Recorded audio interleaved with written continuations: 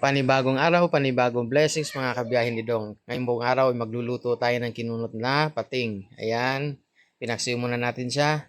At habang nakasalang, hinanda natin yung mga kailangan natin na ingredients. Tapos, nung maluto, ay amin lang hinimay ni Andeng.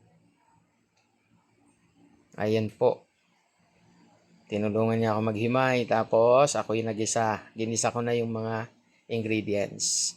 Then nilunod, nilagay yung ating gata at inantay natin na kumulo at nilagay na yung ating siling haba para dagdag pampalasa, para masarap talaga yung ating kain.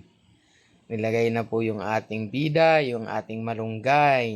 Ang malunggay napakamasustansya.